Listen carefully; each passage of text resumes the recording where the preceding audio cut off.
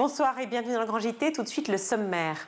Alors que se fait attendre un haut commissariat à l'enfance et que le secteur est en alerte rouge, qui se soucie encore de la protection de l'enfance? C'est la question que l'on peut se poser au regard de certaines situations dramatiques. On en parle avec notre invité en première partie d'émission. Vous savez sans doute ce qu'est l'empreinte carbone, mais sauriez-vous l'analyser? C'est ce que propose la dernière exposition au Musée des Arts et Métiers. On en parle dans la seconde partie de l'émission. Dans sa chronique, Charlotte Sauvager fera la lumière sur l'EVRAS, le programme à l'éducation à la vie affective, relationnelle et sexuelle dans les écoles. Mais tout de suite, place à l'actualité du jour avec Charlotte.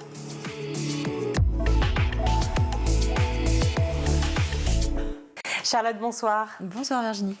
Un mois et demi après le passage ravageur du cyclone Chido à Mayotte, les écoles de l'île réouvrent progressivement leurs portes ce lundi, malgré des conditions de rentrée difficiles. Et oui, ils sont 115 000 à avoir retrouvé le chemin de l'école à Mayotte aujourd'hui. D'abord prévu le 13, puis le 20 janvier. Cette rentrée scolaire n'est évidemment pas parfaite. D'ailleurs, de nombreux appels au report ont été lancés ces derniers jours. Une manifestation des professeurs a même eu lieu la semaine dernière, en cause des établissements plus qu'endommagés, où l'hygiène n'est parfois pas forcément au rendez-vous.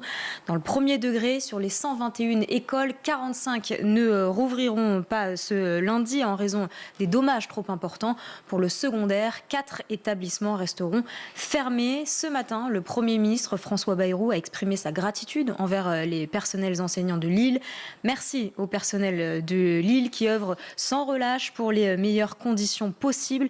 Les efforts de l'État et des collectivités se poursuivre pour que tous les établissements puissent rouvrir. Immense reconnaissance à tous. Une rentrée scolaire en mode dégradé, sous forme de bricolage dans le flou total. Voici les titres des médias ce matin. Et pour François Nouchet, professeur à Mamoudzou, il va falloir trouver de nouvelles manières de fonctionner pour travailler. Écoutez-le.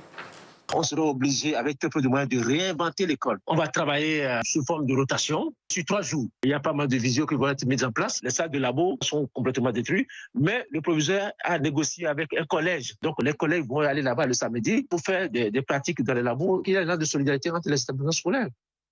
À noter qu'encore 30% des établissements scolaires de Lille sont toujours inaccessibles. D'ailleurs, certains parents ont même fait le choix de scolariser leurs enfants hors de Mayotte. Cela concerne 1200 élèves, dont 422 le sont sur l'île de la Réunion, selon le ministère.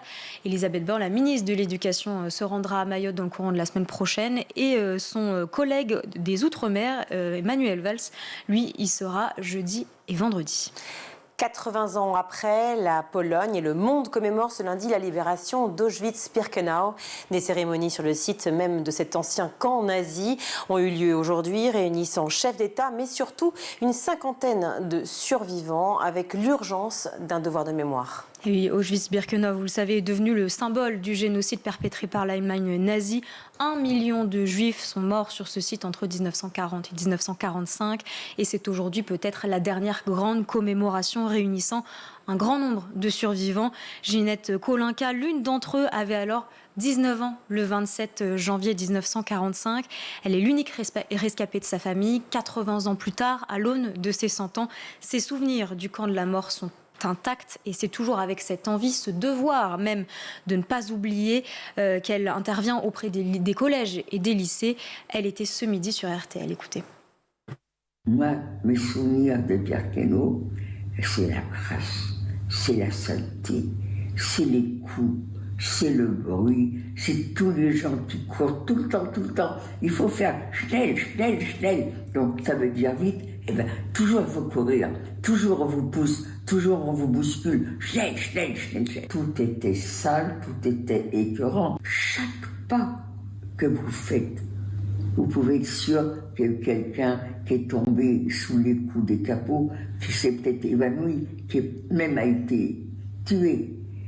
C'était le camp de la mort.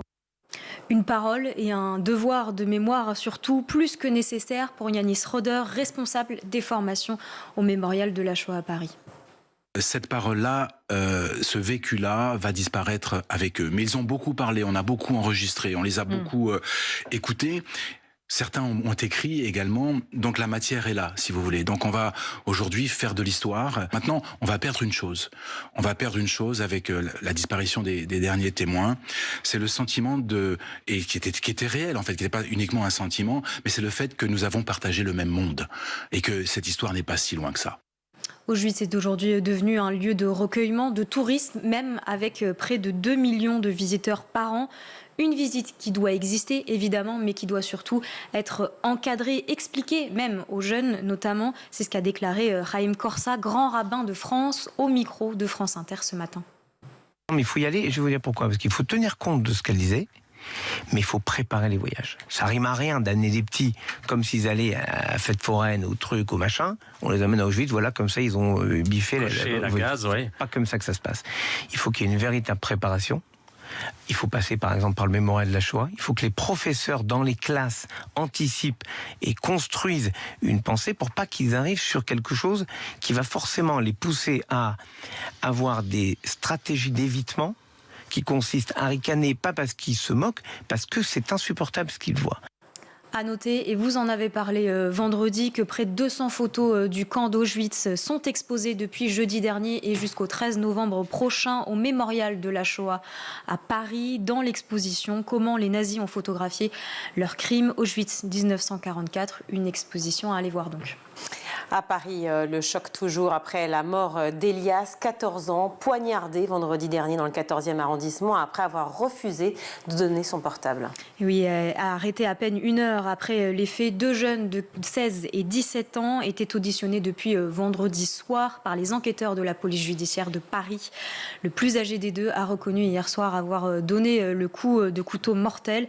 Les 2 adolescents sont déjà connus des services de police pour vol avec violence et en réunion, extorsion avec violence et port d'armes blanches. Ils avaient d'ailleurs interdiction d'entrer en contact l'un avec l'autre, et ce jusqu'en juin 2025, et leur comparution devant un tribunal pour mineurs, là encore pour vol avec violence. Depuis, toute la classe politique s'est évidemment emparée du sujet, le gouvernement aussi, puisque Gérald Darmanin a dit sur X vouloir réunir l'ensemble des procureurs généraux et des procureurs de la République placés sous son autorité afin de leur donner des instructions de politique pénale à mettre en œuvre. La violence chez les mineurs est devenue un vrai sujet de société et un problème de plus en plus récurrent. Si certains chiffres de délinquance baissent, les faits sont eux de plus en plus graves, notamment chez les mineurs.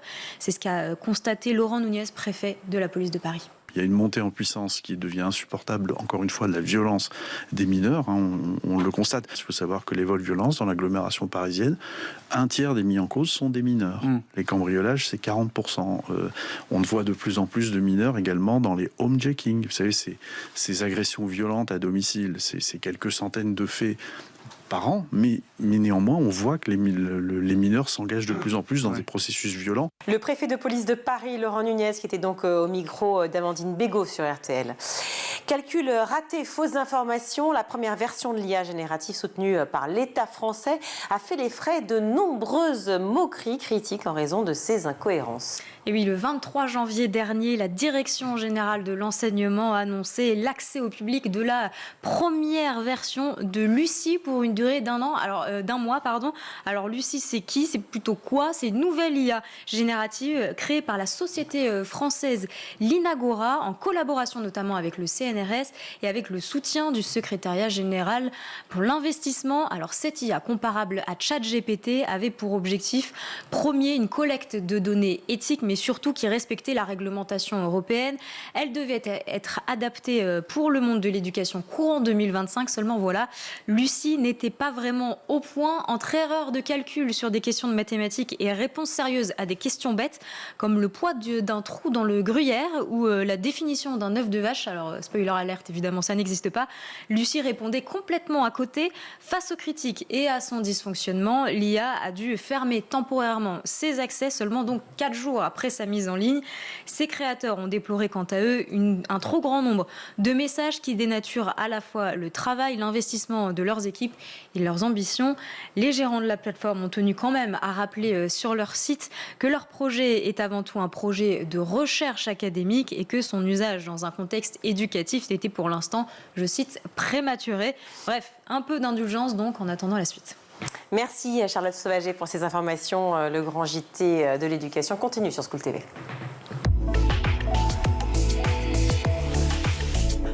Depuis le 20 janvier dernier, la mère d'Amandine est jugée au tribunal pour avoir battu et affamé sa fille, entraînant la mort de l'enfant de 13 ans. Dans cette affaire, l'un des points qui ressort est le nombre de signalements de la part de l'école, puis du collège, de la CPE et de l'entourage de la jeune fille. Une situation dramatique et qui malheureusement est encore trop fréquente à l'heure où le gouvernement planche sur la création d'un haut commissariat à l'enfance, où la protection de l'enfance traverse une crise inédite.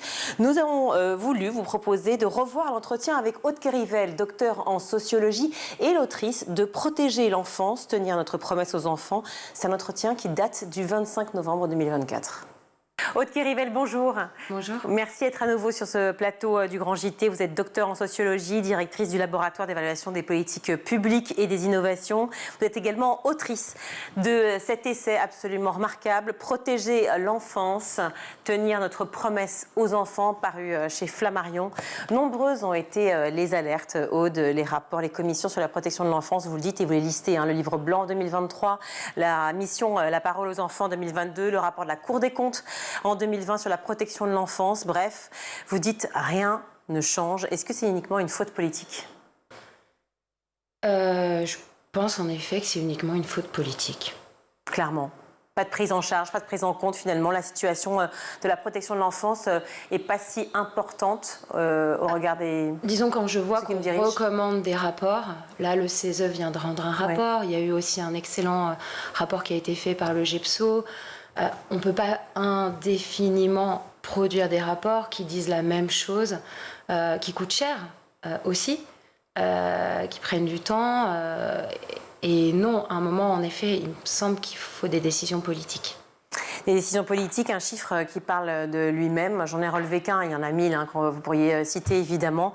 Tous les 5 jours, un enfant décède des suites de mauvais traitements d'un de ses parents. J'ai l'impression que personne n'entend en fait. Personne n'entend ces chiffres quand on parle de violences faites aux enfants, quelles qu'elles soient, que ce soit de l'inceste, des agressions sexuelles, la situation de l'aide sociale à l'enfance. On a l'impression que les enfants sont les dernières roues du carrosse. Alors, par rapport à ce chiffre, il y a quand même eu des choses qui ont été faites parce que notamment, c'est le rapport, ce que vous citez là, c'est le rapport sur les morts violentes d'enfants. Et en effet, tous les 5 jours, il y a un enfant qui décède. Le syndrome du bébé secoué, c'est pour ça que vous en parlez, c'est ça ? Oui, c'est qu'en fait, la moitié d'entre eux ont moins d'1 an. Oui. Et donc, il y a eu quand même pas mal de choses sur la petite enfance et notamment sur les bébés. Les campagnes sur les bébés secoués, par exemple, c'est une réponse à ces données chiffrées. Le fait qu'aujourd'hui, il y ait davantage de mesures qui soient en direction de jeunes enfants et donc une surveillance accrue, les pédiatres, la PMI, les lieux d'accueil petite enfance, les maternités ont été sensibilisés pour pouvoir repérer des situations à risque, sauf qu'aujourd'hui, une fois que ces risques ont été repérés, le système de protection de l'enfance, il y a un nombre de mesures non exécutées qui est assez important parce qu'il n'y a pas suffisamment de place. Donc voilà. Parlons-en du système justement. Jacques Attali a signé votre préface. Il parle d'absurdité administrative, de scandale politique. Alors, l'absurdité administrative, on peut être extrêmement surpris. D'une part, on est dans un système qui a été marchandisé et je pense que c'est l'un des problèmes majeurs. Actuellement, on en subit les conséquences. Donc, un système de protection de l'enfance qui a été marchandisé, que l'on veut rentable. Enfin, vous avez reçu, je crois, il n'y a pas longtemps, Victor Castanet sur les crèches. Voilà, on veut rentabiliser, faire du chiffre sur un système donc on a rationalisé. Et donc, avec des process à outrance qui sont imposés par la réponse aux appels d'offres, par un certain nombre de procédures qui sont imposées. Pardon, juste pour illustrer votre propos, vous citez dans votre livre, je ne sais plus à quelle page, effectivement le fait de juste acheter un ballon, par exemple, pour un lieu précis qui accueille des enfants, requiert tout un tas de papiers, d'ordonnances, d'accords, principes, alors qu'en fait les choses devraient être tellement plus simples. C'est-à-dire qu'aujourd'hui, on a on a multiplié le nombre de professionnels autour des enfants, mais on a surtout multiplié les hiérarchies et multiplié les process, qui sont des process de contrôle, où on ne fait pas confiance aux professionnels. Et en effet, j'ai eu l'occasion de voir sur mes terrains la nécessité de faire un devis pour acheter un ballon ou un devis pour une sortie piscine où on va demander c'est quoi les indicateurs d'efficacité et d'efficience de ce projet piscine. Et en fait, on alourdit le travail des professionnels. Et par ailleurs, vous avez quand même, et c'est là où c'est assez troublant, c'est que vous avez des process extrêmement lourds à l'échelle des associations qui doivent répondre à des appels d'offres, à l'échelle des professionnels qui doivent remplir tout un tas de documents pour pouvoir légitimer leur travail et pour pouvoir avoir un budget minime pour des activités éducatives quotidiennes. Et par ailleurs, vous avez un scandale de Châteauroux où des enfants, où une soixantaine d'enfants ont été laissés sur des lieux d'accueil qui sont des lieux de vie, qui ne sont pas agréés par les départements, par l'aide sociale à l'enfance, où ils devaient rester 15 jours et où ils sont restés un an, voire plus, et ces lieux-là n'ont pas été contrôlés. En dehors de tout droit, donc, finalement, de je ne sais l'enfant. pas si vous avez en tête cette affaire, mais on parle de soixantaine d'enfants qui ont été abusés sexuellement, qui ont été victimes de violences psychologiques et physiques extrêmement graves, et de professionnels qui n'ont pas été contrôlés ni par l'aide sociale à l'enfance, ni par l'État, puisque c'était des agréments jeunesse et sport, et donc des agréments qui auraient dû être contrôlés par l'État.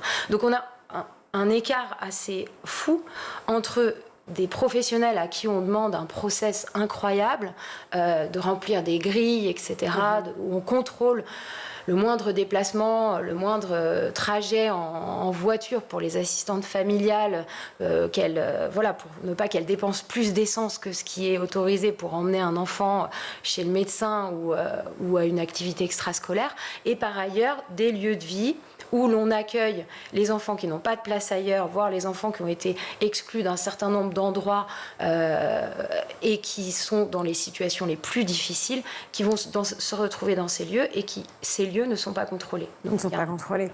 Vous parliez tout à l'heure d'un manque de place.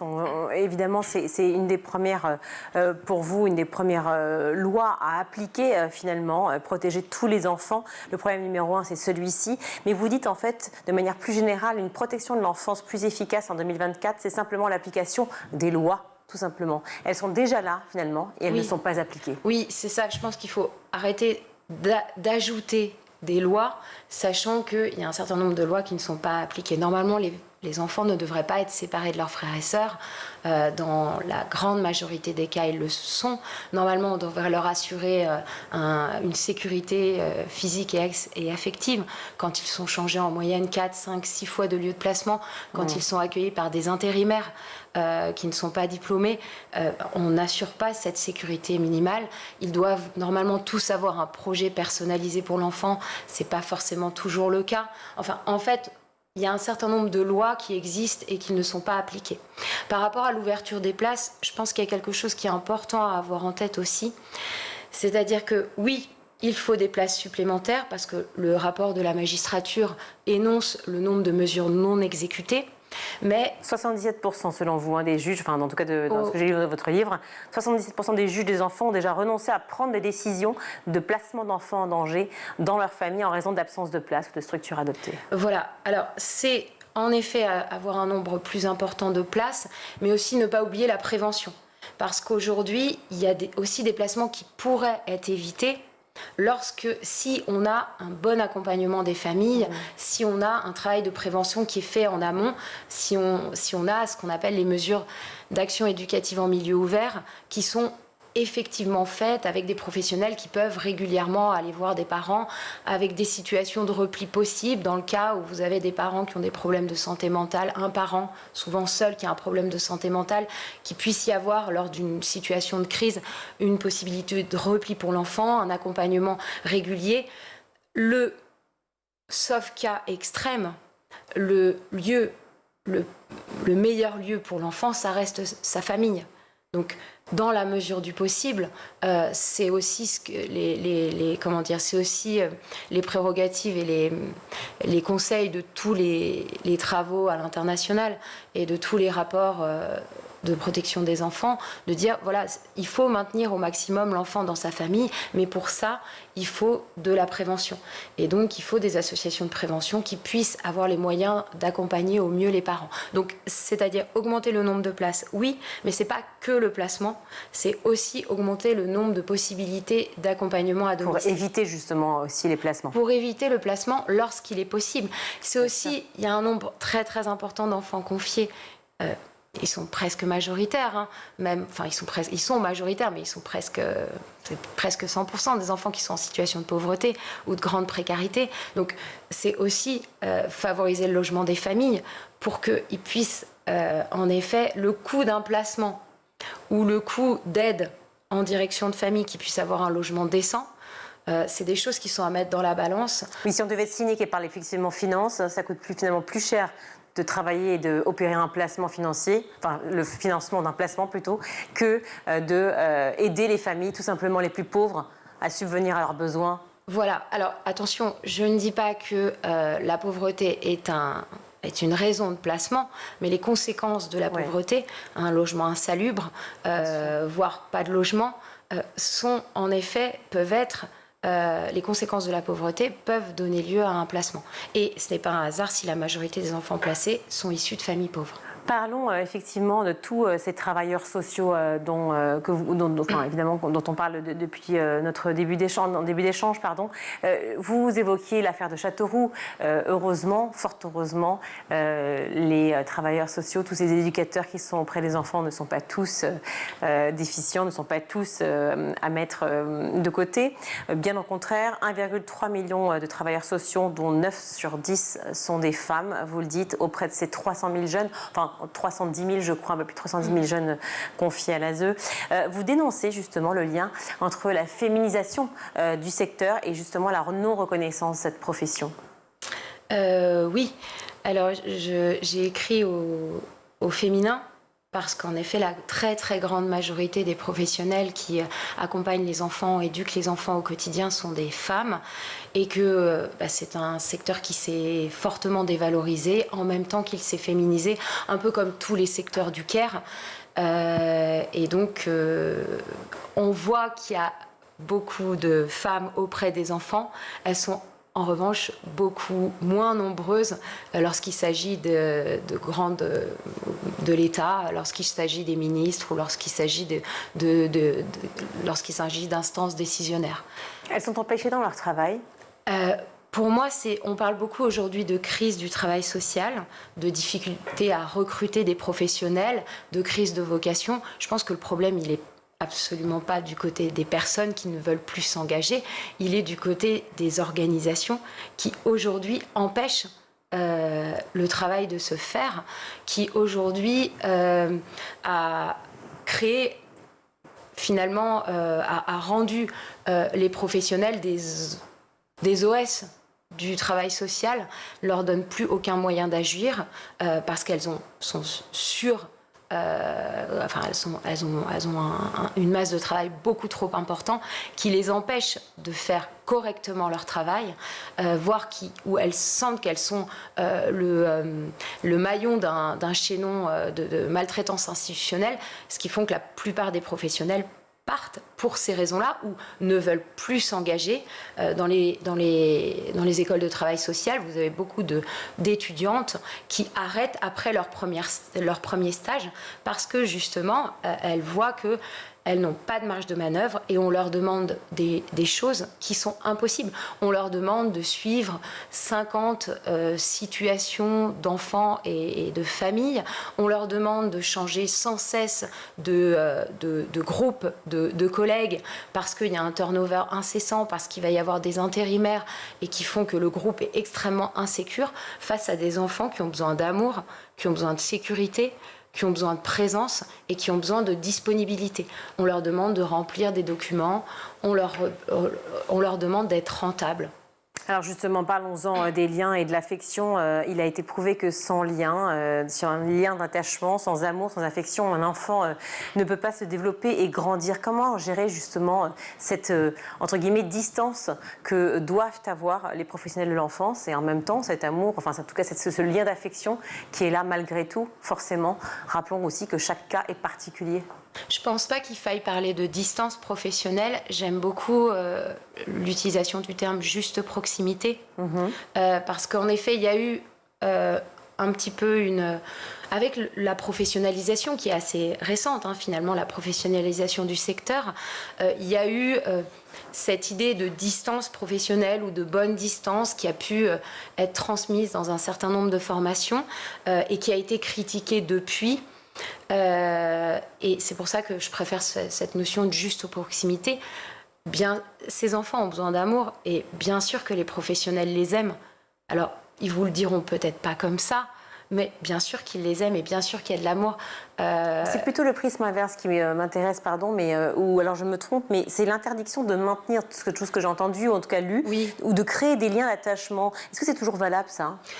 Alors, sur nos terrains, puisque moi je suis sociologue, je travaille avec des collègues dans des organisations de la protection de l'enfance, dans des départements, pour des associations.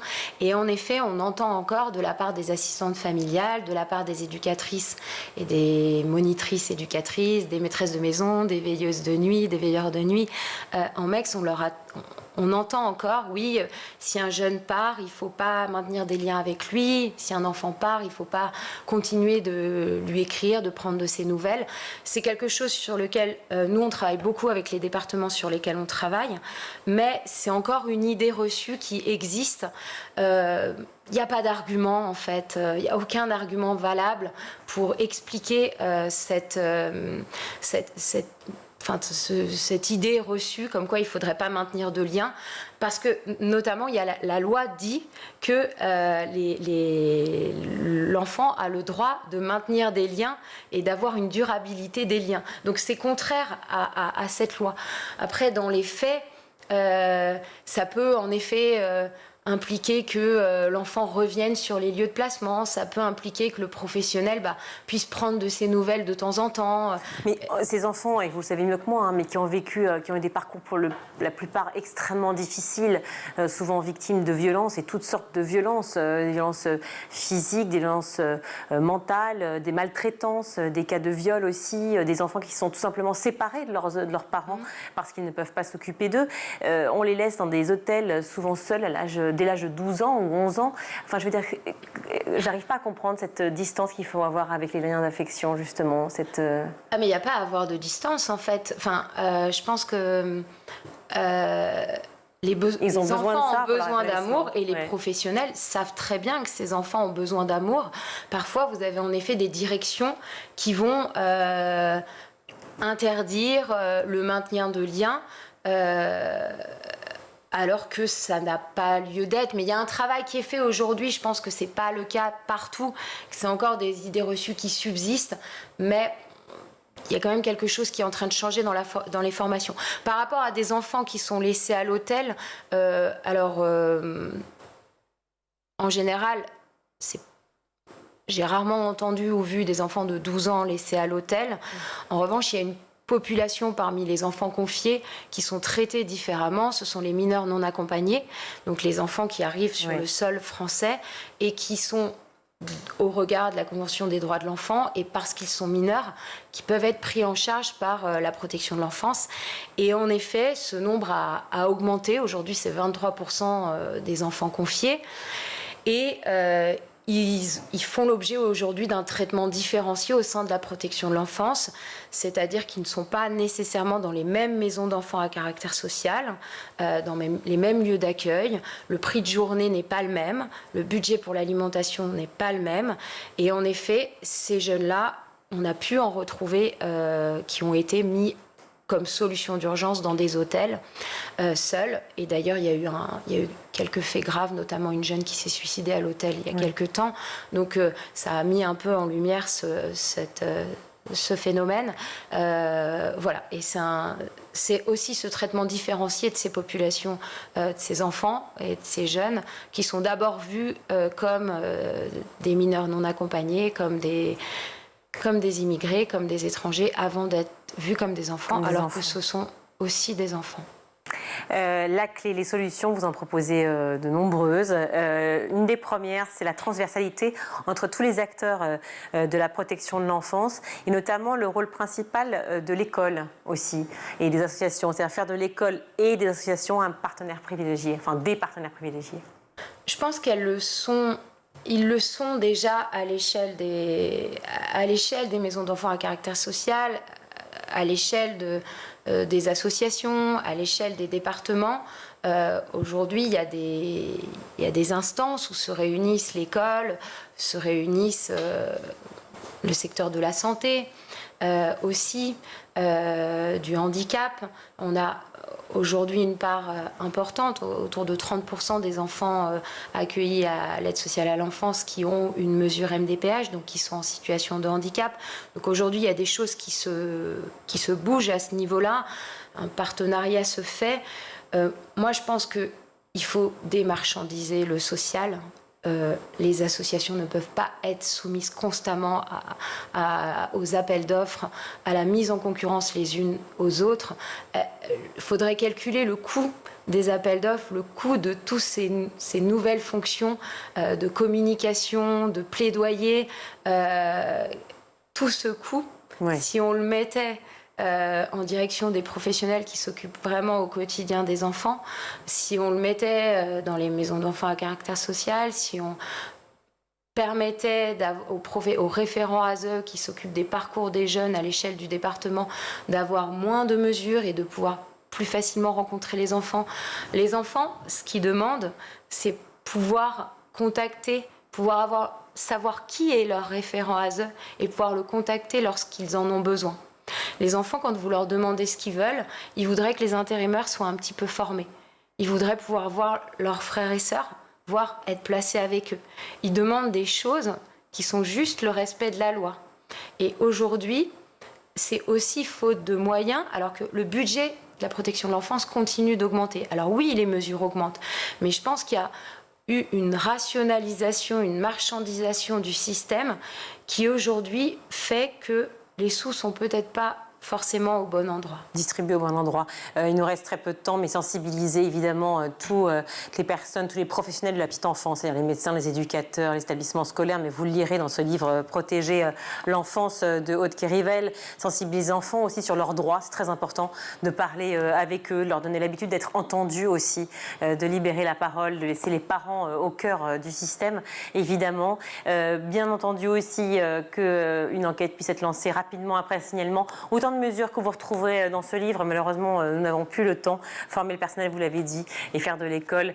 Et nous, on l'est davantage encore ici chez School, mais faire de l'école, tous les partenaires de l'école, voilà, des partenaires privilégiés dans la lutte des violences faites aux enfants et aussi aux femmes, car c'est souvent lié. Merci Aude Kérivel d'être venue sur ce plateau pour parler de protéger l'enfance, tenir une promesse aux enfants, paru chez Flammarion. Merci beaucoup. Merci beaucoup. On marque une courte pause et on se retrouve tout de suite dans le Grand JT.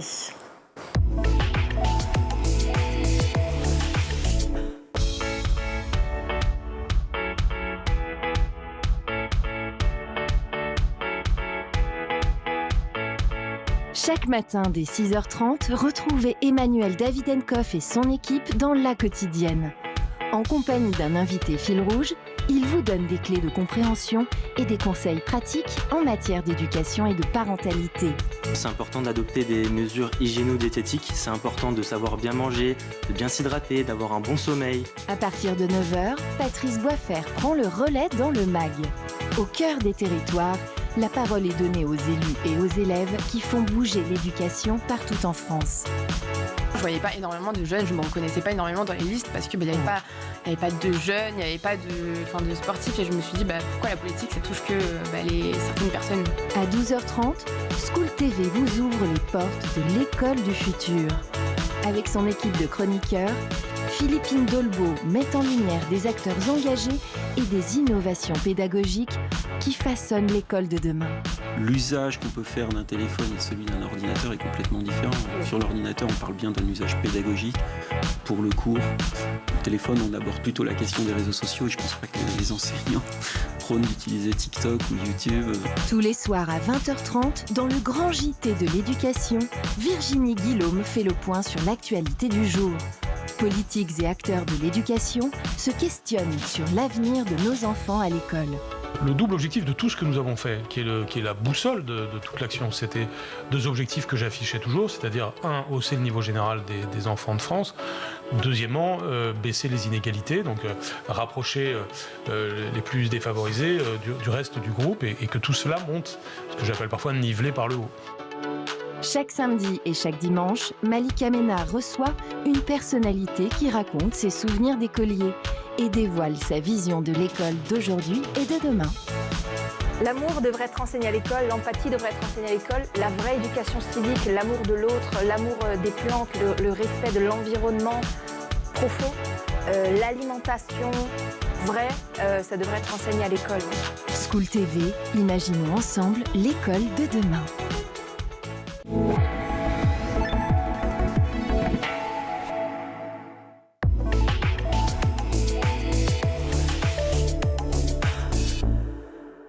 De retour dans le grand JT de l'éducation, je suis ravie d'accueillir Anaïs Reynaud. Bonjour. Bonjour. Merci beaucoup d'être avec nous. Avec plaisir. Vous êtes chef de projet sur l'exposition Empreinte Carbone au musée des Arts et Métiers qui se trouve à Paris. Un métier absolument remarquable. Je suis allée très souvent, figurez-vous. Vous vous en fichez, c'est normal. Mais en revanche, ne vous fichez pas de cette exposition géniale qui s'appelle Empreinte Carbone, l'expo du 16 octobre 2024 au 11 mai 2025. Donc on est en plein dedans. Certains l'ont vu, d'autres pas encore, on va en parler. Le musée des Arts Déco retrace l'histoire des innovations de manière générale, l'histoire des techniques aussi, mais parle aussi de l'actualité, car ces innovations, eh bien, on se doute, elles ont eu forcément un impact sur l'empreinte carbone, notamment lors de la révolution industrielle. C'est exactement ça. Donc, le musée des Arts et Métiers, c'est un musée qui a plus de 200 ans, donc c'est un musée qui est assez ancien, qui a des collections assez anciennes qui sont très marquées par la révolution industrielle, notamment voilà, les machines à vapeur, tout ce qui est lié à l'exploitation du charbon, du pétrole. Donc des objets qui ont participé à la situation dans laquelle on se trouve aujourd'hui et ce réchauffement climatique qui nous inquiète tous, mais avec aussi un regard contemporain sur la situation. Et c'était tout l'enjeu et l'idée de cette exposition que de relire nos collections et interroger l'histoire des techniques et sa place dans les grandes questions de société aujourd'hui, dont le réchauffement climatique. Oui, grande question de société, parce qu'à l'heure où la désinformation bat son plein, on n'arrête pas d'en parler, des fake news, notamment aussi sur le dérèglement climatique, sur l'empreinte carbone. Il était donc essentiel pour vous de faire le tri, sans faire de mauvais jeu de mots, d'essayer de faire le tri entre la réalité, les réalités et aussi les idées reçues. C'était absolument ça. On est vraiment dans l'idée. Enfin, le musée, il a une mission de diffusion de la culture scientifique et technique, de pédagogie. Il a un rôle à jouer dans l'éducation.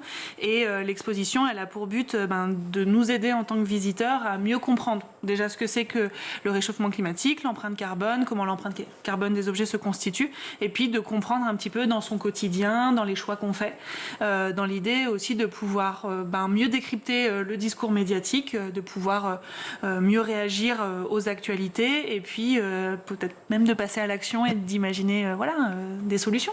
Des solutions, un lendemain positif. On peut rappeler peut-être ce qu'est l'empreinte carbone? Alors l'empreinte carbone, c'est d'un objet ou d'une personne, c'est l'ensemble des émissions de gaz à effet de serre que produit cette personne ou l'objet pour qu'il soit fabriqué.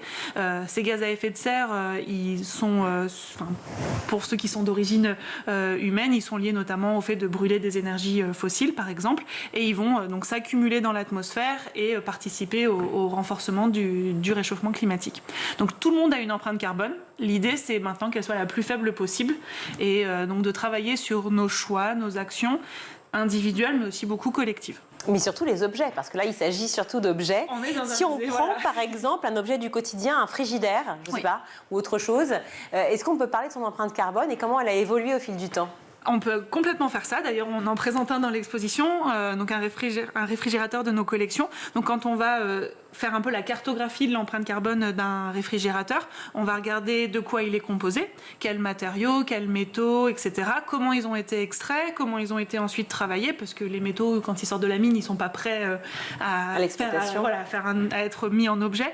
Donc, et après, comment l'objet est assemblé. Souvent, ils voyagent beaucoup. Par exemple, les smartphones, ils font 3 à 4 fois le tour de la planète avant d'arriver chez nous. Et puis après, quelle énergie est nécessaire pour le faire fonctionner? Un réfrigérateur, c'est branché tout le temps, en fait. Quand il y a une panne, on le sait tous, le congélateur n'apprécie pas trop. Donc on a une empreinte carbone qui va aller de sa fabrication jusqu'à son utilisation et puis même aller jusqu'à sa fin de vie. Qu'est-ce qui va se passer quand il va être jeté, quand il va aller à la casse, à la décharge et quelles opérations vont être nécessaires pour le traiter en tant que déchet. Oui, par exemple, là en l'occurrence le frigidaire, c'est un objet dont on ne peut pas se passer a priori, enfin en tout cas difficilement pour les sociétés dans lesquelles on est.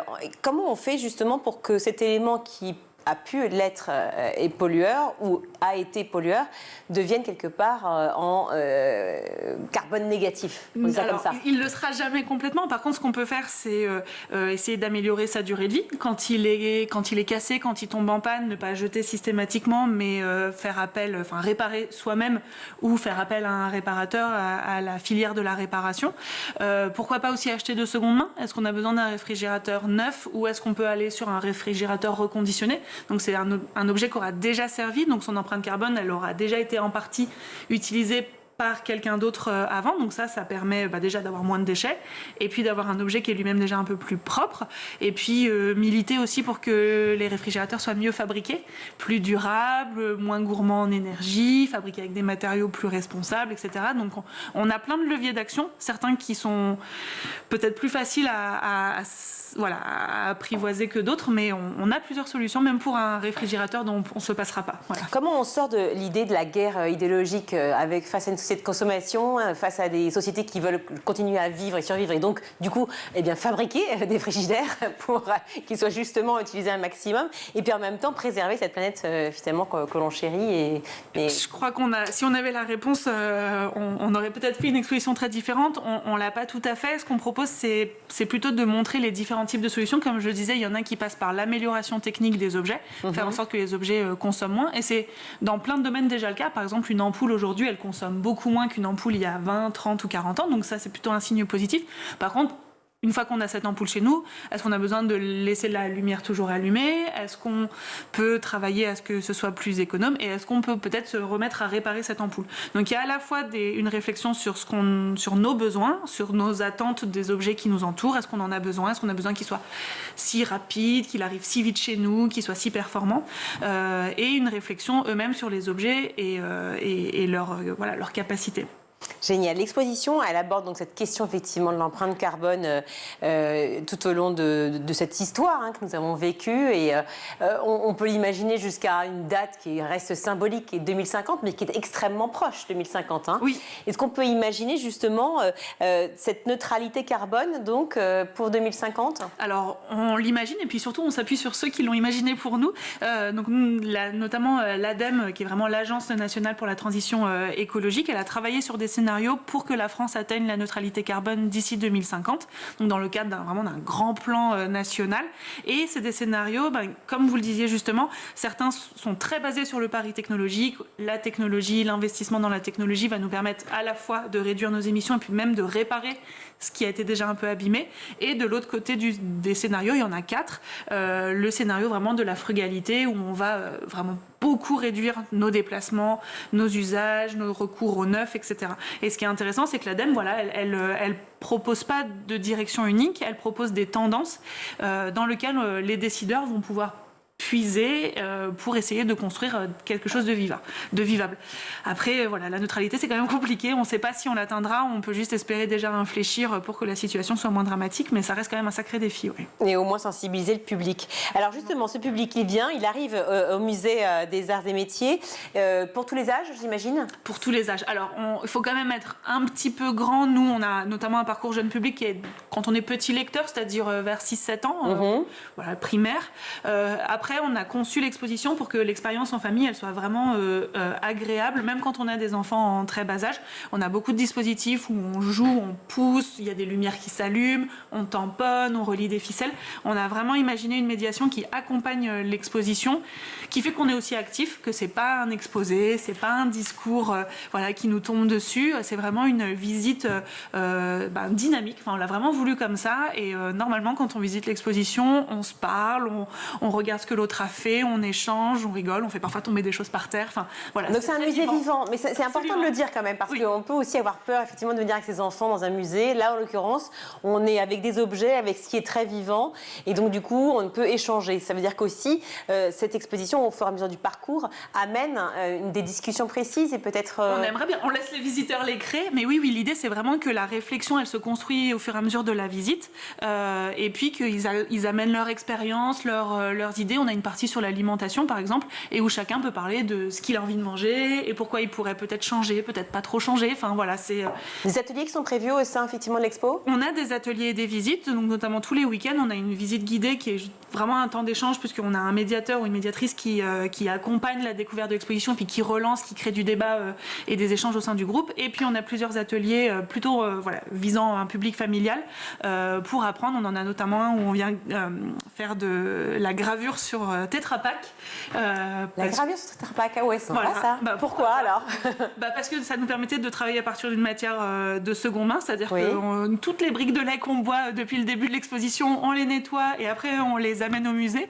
Et en fait, à l'intérieur du Tetra Pak, il y a une feuille de métal et on peut graver cette feuille-là et vraiment faire des impressions comme si on gravait du métal ou du bois et fabriquer des cartes de vœux, des petites images, etc. Donc on apprend aussi à valoriser ce qui est d'habitude jeté directement comme un déchet. Donc l'occasion, pourquoi pas, pour les professeurs de physique ou de SVT, de venir parler aussi de sciences autrement, effectivement, au sein du musée. Autre point, et quand même, et pas des moindres, c'est cette symbole de la bouée, avec cette sculpture de Damia qui est située, c'est ça, devant l'esplanade du musée? Alors oui, donc sur le parvis du musée, donc le musée a une super belle situation au carrefour de la rue Réaumur. C'est très beau, on a le chevet de l'église et on a placé une bouée, donc une bouée de marine. Énormissime, hein. Oui, voilà. C'est ça, j'ai vu 2 mètres de diamètre. Elle fait 2 mètres de diamètre, elle fait quasiment 4 mètres de long, donc elle est bleue, donc elle est immanquable sur le parvis. Ce qui est intéressant, c'est qu'elle est composée à partir en partie de déchets plastiques, notamment de déchets marins ou de déchets urbains, et elle est recouverte d'une peinture qui capte le CO2. Donc moi, je l'appelle un peu une sculpture active en quelque sorte, parce que tout au long de sa présence et de son installation devant le musée, elle va elle-même capter du CO2 et contribuer modestement à la réduction de l'empreinte carbone générale du quartier. Voilà. Donc pour le coup, grâce à cette bouée, on pourra dire à la fin de l'exposition qui dure donc 7 mois qu'on aura un carbone négatif. Alors sur la bouée, oui. Sur l'exposition, même si on a essayé d'être hyper performant, on aura un petit bilan. Voilà. Le symbole de la bouée est fort. Oui. Le symbole de la bouée est évidemment fort. Donc on le voit bien, à la fois les ateliers, à la fois des expositions d'objets très symboliques mais très forts. On parle, l'occasion de parler effectivement de cette empreinte carbone, de l'engagement évidemment aussi pour les plus jeunes et pour les familles. Bref, une exposition à faire ou refaire activement au musée des Arts et Métiers qui a déjà démarré et qui est jusqu'au... Alors, elle était jusqu'au 11 mai, elle sera prolongée jusqu'au 18 mai. Voilà. Bon, voilà, 18 mai. Merci beaucoup. Merci 1000 fois, Anaïs Reynaud, d'être venue sur le plateau du Grand JT nous parler de cette expo. On va tout de suite retrouver Charlotte pour sa chronique. Mercredi, la ministre de l'Éducation, Elisabeth Borne, présentera une nouvelle version du programme d'éducation à la vie affective, relationnelle et sexuelle au Conseil de l'éducation. L'occasion pour nous, bien sûr, de faire le point sur ce programme avec vous, Charlotte. Oui, c'est un programme très attendu puisqu'il cristallisait beaucoup de polémiques. Il devait d'abord être présenté en décembre. Mais il y a eu une petite censure qui est passée par là, donc la date a été reportée. C'était pas une mauvaise chose, quand on sait qu'il avait suscité beaucoup de controverses. Souvenez-vous, le ministre délégué à la réussite scolaire de l'époque, Alexandre Portier, l'avait estimé, je cite, non acceptable. En l'état, c'était en novembre dernier, écoutez. L'école a pour mission de protéger nos enfants et en même temps de les aider à construire leur jugement par eux-mêmes. C'est pour ça, effectivement, qu'il faut un programme pour les aider à comprendre le monde qui les entoure. Mais c'est aussi pour ça qu'il est évidemment hors de question de laisser faire tout et n'importe quoi. Et je vous le dis à la fois comme élu, mais aussi comme beaucoup ici en tant que père de famille, ce programme, en l'état, n'est pas acceptable. Et il doit être revu. Nous voilà donc sur la 3e version de ce nouveau programme, un programme attendu, je vous le disais, puisque l'éducation à la vie affective et sexuelle est théoriquement obligatoire, et ce dès l'école primaire depuis 2001 en France. Mais elle est très peu enseignée en réalité. Seulement 15% des élèves y ont accès, notamment faute de programme. Ce programme donc devenait nécessaire. Écoutez la ministre Elisabeth Borne.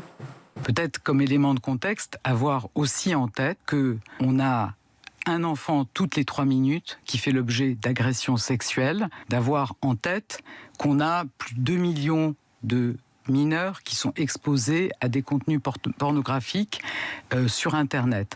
Avoir aussi en tête que le sexisme augmente. Donc je pense que cette éducation à la vie affective, relationnelle et à la sexualité, elle est absolument indispensable dans ce contexte-là.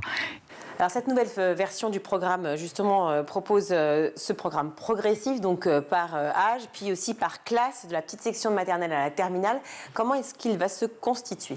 Déjà, c'est très important de le rappeler, cette éducation doit se faire sans se substituer au rôle des parents et des familles des élèves. C'est une mention qui a été écrite noir sur blanc donc dans ce nouveau texte qu'ont pu consulter plusieurs médias. Pour chaque niveau, 3 axes du programme sont présentés. D'abord, se connaître, vivre, grandir avec son corps, puis rencontrer les autres et construire avec eux des relations et s'y épanouir. Et enfin, trouver sa place dans la société, y être libre et responsable. Et dans les détails, ça donne quoi ? Alors, en maternelle, la sexualité, évidemment, n'est pas abordée. On y évoquera plutôt la découverte du corps, c'est-à-dire nommer les parties du corps, la découverte des sentiments et des émotions, comme identifier les 4 émotions de base, la joie, la peur, la tristesse et la colère.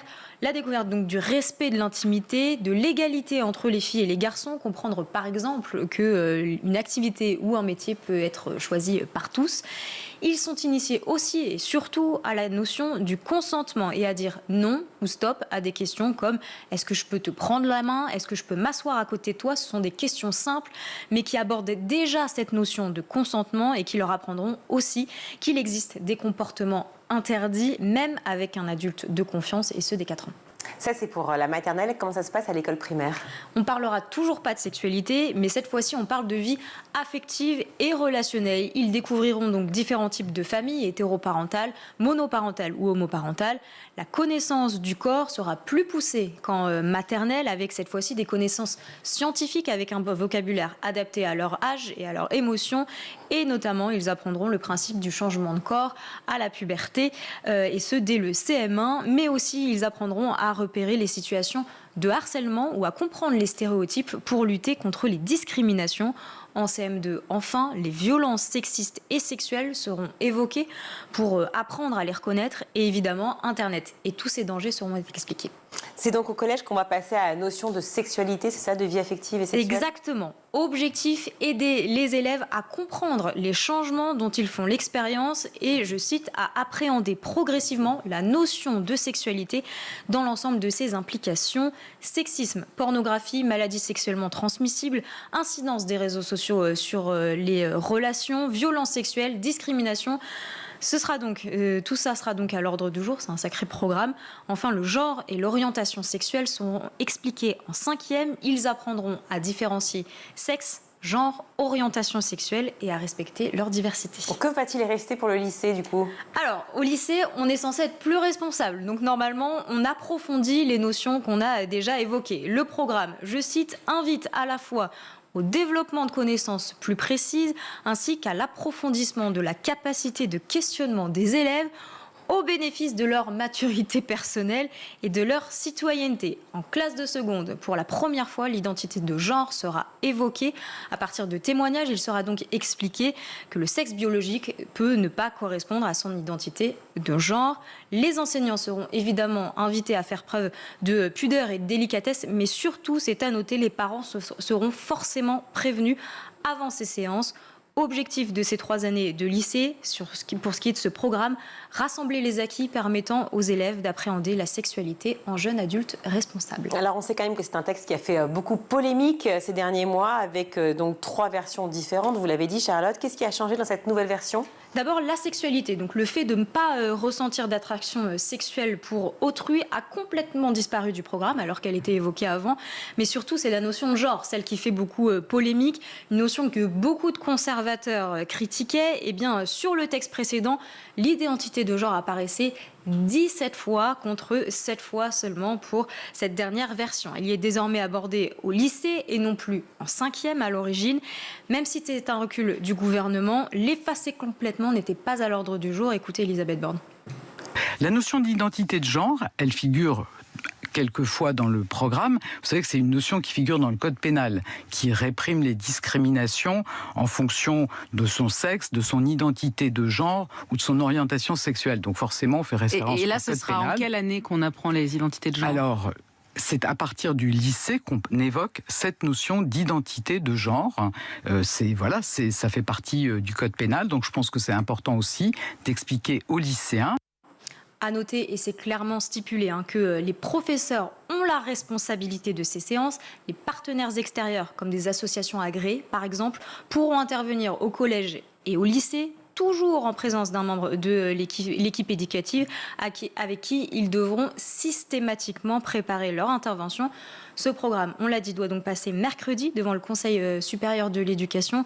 C'est une instance qui regroupe les représentants des enseignants, le représentant des parents d'élèves aussi. Le but pour être examiné avant d'être éventuellement mis en place à la rentrée prochaine. Merci beaucoup Charlotte. On va tout de suite retrouver le meilleur de School TV avec le ZAP. Alors justement, effectivement, cette question, ils sont nombreux en ce moment à se la poser avec l'ouverture récente de Parcoursup. Optéo, qu'on comprenne bien pour nos téléspectateurs, vous vous appuyez sur un algorithme de matching, comme une application de rencontre quelque part, où on swipe à droite, à gauche pour indiquer à l'application justement ce qu'on aime un peu moins, justement dans le cadre professionnel notamment. Alors comment ça fonctionne et quelle garantie aussi, Antoine, vous proposez à vos utilisateurs sur la fiabilité des résultats qui leur sont proposés ?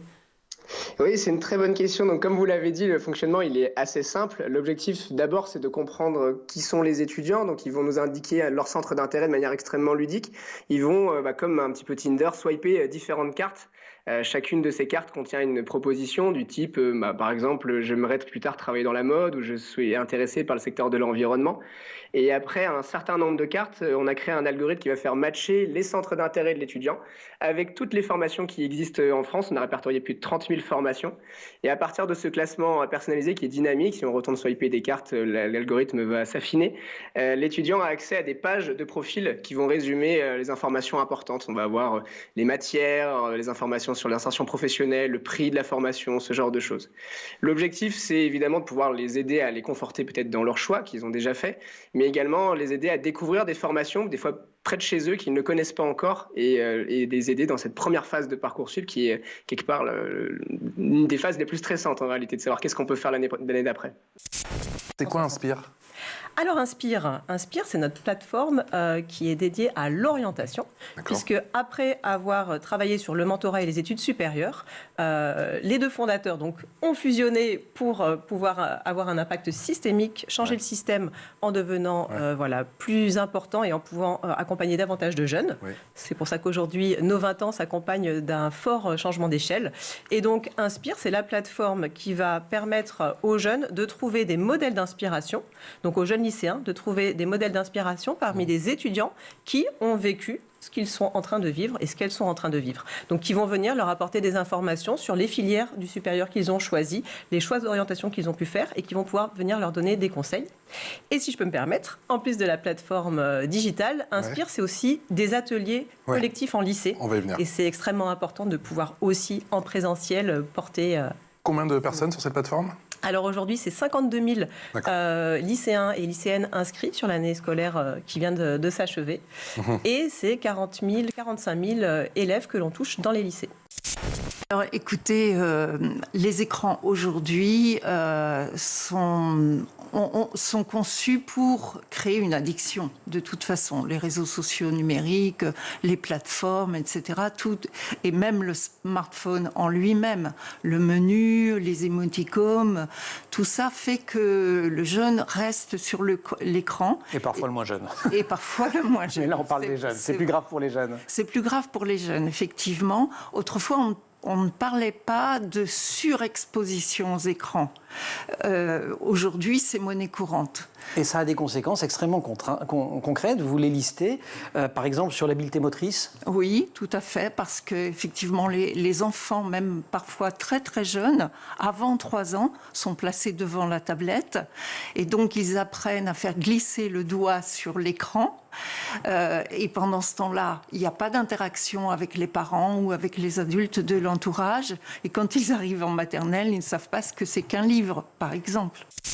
Vous proposez, en tout cas, Antoine, une base de 30 000 formations répertoriées par l'ONICEP. Comment vous voyez justement à maintenir ces données à jour? Parce qu'il y a plein de métiers que vont exercer les jeunes qui ont 18 ans aujourd'hui et qui sont en train de remplir Parcoursup, qui n'existent pas encore aujourd'hui, non? Tout à fait. En fait, c'est pour ça, d'ailleurs, ça fait partie des choses qui nous démarquent un petit peu de l'ensemble des outils qui existent aujourd'hui. C'est que nous, on va pas que... Alors, on peut avoir des exemples de métiers ensuite à la fin de nos études, mais le but, c'est pas vraiment de projeter l'étudiant sur un métier. Un métier, alors déjà, il y a des plateformes qui le font même des fois très bien, mais un métier, c'est très compliqué, selon nous, de se projeter tant qu'on l'a pas vraiment testé, quand on n'a pas, à la rigueur, pu interroger une personne qui le faisait. Nous, on répond vraiment à la question de quelles sont les formations qui peuvent nous plaire à partir de nos centres d'intérêt. Et là-dessus, la base de données de l'ONICEP, elle est en effet très riche, mais elle reste assez incomplète. C'est un vrai gruyère en réalité, l'ONICEP, parce que les formations, c'est du déclaratif, c'est les formations qui les remplissent.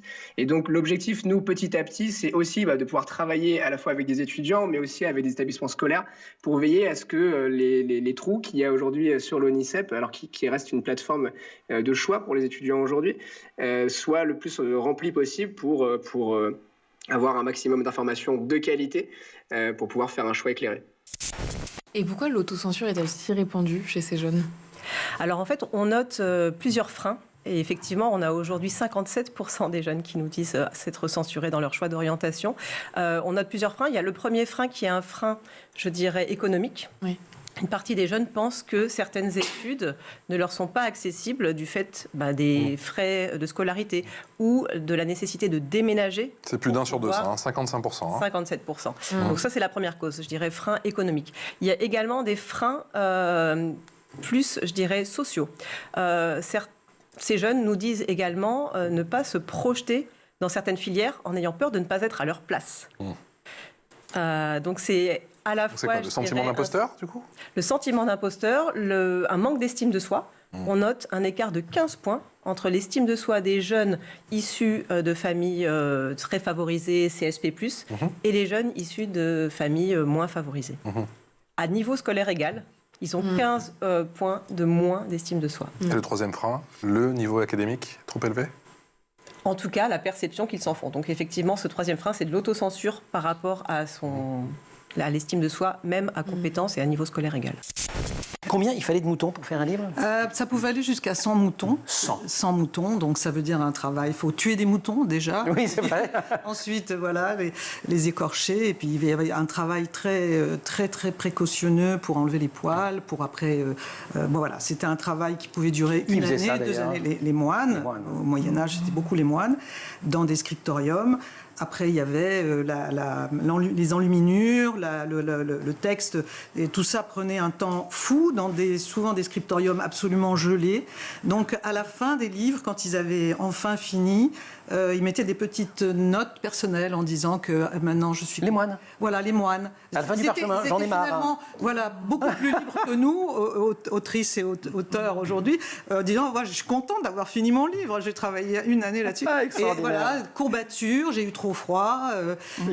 C'est pour ça d'ailleurs que j'ai remarqué il n'y a pas longtemps qu'il y a beaucoup de chats dans les marges des livres médiévaux, parce que d'une part, comme les livres étaient en peau de mouton ou de veau, les souris les mangeaient. Donc dans les scriptoriums, il y avait beaucoup de chats. Et Je pense qu'il devait aussi s'en servir de bouillotte, un peu comme Churchill avec son chien. C'est la fin de cette émission. Merci à vous tous de nous avoir suivis. Merci beaucoup, Charlotte, d'avoir été avec nous. Merci à vous. On vous retrouve la semaine prochaine. Peut-être. J'aime bien. Chaque fois, j'adore ces surprises magiques de ce grand JT. Merci à toute l'équipe, à la réalisation, Xavier Sanchez, le son Thibaut Goury-Lafont, le maquillage Laure Redemont, Emma Ferret et Laura Girard à la rédaction. Très belle soirée. On se retrouve demain. Ciao.